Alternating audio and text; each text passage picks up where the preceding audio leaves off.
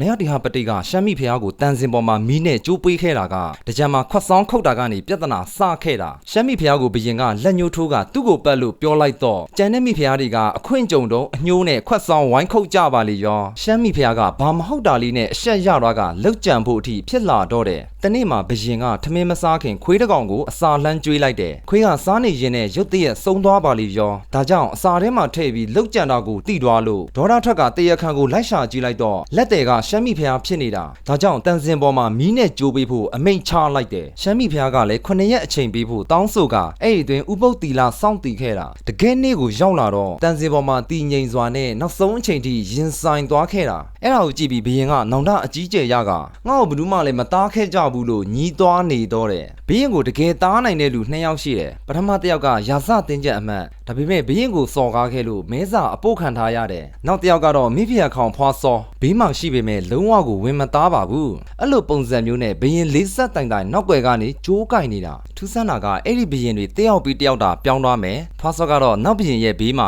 ရောက်နေပြန်ရောပြီးတော့ဘလောက်ထိအောင်ဆူတောင်းကြမ်းတယ်လဲဆိုရင်လူဖြစ်ရင်လူထက်မြက်နတ်ဖြစ်ရင်နတ်ထက်မြက်တက်ရှိနာမဲ့အလုံးအရက်လှရွှေငွေကြောက်တံပဒမြပလဲတန်တာတက်ရှိတမဲ့ပစ္စည်းဥစ္စာပညာပြည့်စုံ၍လူနဲ့စည်းစိမ်ခံစားရပါလို့ဤဖွာစောကဘာဖြစ်ချင်နေရတာလဲအမှန်တော့ကိုနဲ့တကယ်ထိုက်တန်တဲ့အရာကကိုယ့်ရဲ့ဘေးမှာရှိနေကြတဲ့လူတွေပါပဲဘာကြောင့်လဲဆိုတော့ကိုနဲ့အဆင့်ချင်းသူဘဝချင်းသူလို့တာကိုယ့်ရဲ့ဘေးမှာရှိနေရတာဖြစ်တယ်သူတို့ကိုတန်ဖိုးမထားဘူးဆိုရင်ဘ누구ကိုသွားတန်ဖိုးထားရမှာလဲကိုကအရင်တန်ဖိုးထားမှကိုကိုလည်းပြန်လဲတန်ဖိုးထားလာမှာဖြစ်တယ်ဒါဆိုရင်ပျော်ရွှင်မှုနဲ့ထိုက်တန်ပြီးဖြစ်တာမို့ဖွာစောလို့ဘုံပြောက်တယ်လို့မျိုးဒီဘက်မှာလည်းမပျော်ဟိုဘက်ကိုမျောနေရတဲ့ဘဝကိုမရောက်တော့ပါဘူးဖွာစောငယ်စဉ်တုန်းကပုပ်ပားတောင်မှာပန်းကောက်နေတုန်းကပေါ့ယူဇနာမင်းကြီးကလှမ်းတွေ့သွားတာနဲ့တခါတည်းနန်းတော်ပေါ်ခေါ်တင်လာပြီးတော့ကိုလှုပ်တော်အဖြစ်ထားရှိလိုက်တာအဲ့လိုပဲယူဇနာမင်းကြီးတိုင်းခန့်လှဲ့လေရင်းနဲ့ရွာထဲမှာအိုးဖုံနေတဲ့အိုးတယ်မောက်ကိုတွေ့သွားတာနဲ့ကောက်ယူလာပြန်ရောမကြခင်အဲ့ဒီအိုးတယ်မောက်ကတားလေးမွေးဖွားလာတော့တယ်ဒါပေမဲ့အောက်တန်းစားဆိုပြီးတော့သူ့ကိုခွေးချီလို့နာမည်ပေးခဲ့တာပါမကြခင်အဲ့ဒီခွေးချီကနရတီဟာပတိဆိုတဲ့ဘရင်ဖြစ်လာတော့တယ်ဘရင်နဲ့အတူပလင်ပေါ်တက်လာတာကတော့ခမဲတော်ရဲ့ကိုလှုပ်တော်ဖြစ်ခဲ့တဲ့ဖွာစောပါပ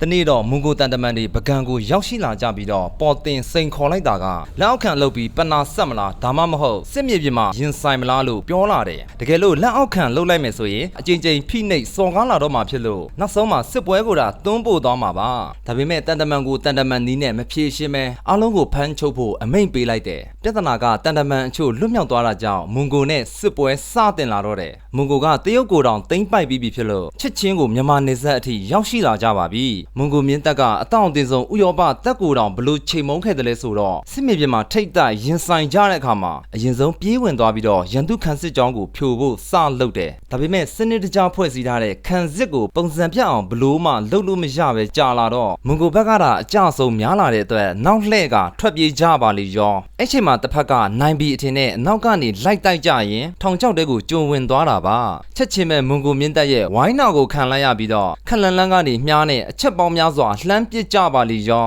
အဲ့ဒီမှာမေးစရာရှိတာကမွန်ကိုတွေထွက်ပြေးပြကထောင်ချောက်စင်နေတာကိုနည်းနည်းလေးမှတော့မရိပ်မိခဲ့ဘူးလားတကယ်တော့ထွက်ပြေးချင်အောင်ဆောင်ဖို့လုံးဝကိုမလွယ်ပါဘူးထွက်ပြေးချင်အောင်ဆောင်လိုက်တိုင်းတကယ်ကြီးကိုထွက်ပြေးမိခဲ့တဲ့ဖြစ်ရက်တွေရှိခဲ့လို့ပါသူဆန်းတာကဝိုင်းထားတဲ့မွန်ဂိုတွေကဝင်မတိုက်ရဲသေးပါဘူးကြောင်ပိတ်တာခံထားရတဲ့ရန်သူကိုဝင်တိုက်မယ်ဆိုရင်အဆုံးတိုင်ခုခံသွားမှဖြစ်လို့တေချာလာကနှစ်ဖက်စလုံးအကြအဆုံးများမယ်ဝင်မတိုက်ပဲမြားနေတာအဆက်မပြတ်ပြစ်ခတ်နေမယ်ဆိုရင်လည်းမြားတာကုန်သွားမယ်တစ်ဖက်ကပေခံနေုံနာရှိပြီးအရှုံးတော့ပေးမှာမဟုတ်ပါဘူးအဲ့လိုအခြေအနေမျိုးမှာမွန်ဂိုဘက်ကပြေးပေါက်ကိုမတိမတာဟပေးလိုက်တော့တစ်ဖက်ကလည်းနောက်ဆုံးမျောလင်းချက်ကိုတွေ့ရှိသွားလို့အစွမ်းကုန်ထိုးဖောက်ကြပါလေရောတဝက်လောက်သာကြံတယ်ဆိုတော့မှမွန်ကိုကပြန်လဲပိတ်ဆို့ကထိုးစစ်ဆင်မှုကြီးကိုအခုမှတကယ်စတင်ကအပြတ်ချေမုံတော့တယ်ပြီးတော့မှထွက်ပြေးသွားတဲ့ရန်သူတွေကပြန့်ကျဲနေတဲ့အတွက်အနောက်ကနေလိုက်သွားပြီးတော့အလေတကူလိုက်လံရှင်းလင်းပစ်တယ်အားလုံးကိုအပြတ်အသက်အနိုင်ရရှိခဲ့တဲ့မွန်ကိုတက်ကြီးကအခုချိန်မှာမြန်မာနယ်စပ်ကိုရောက်ရှိလာပြီဖြစ်ပြီးနရတီဟာပတိရဲ့စင်တက်ကြီးနဲ့ထိတ်တိုက်တွေ့ကြပါပြီ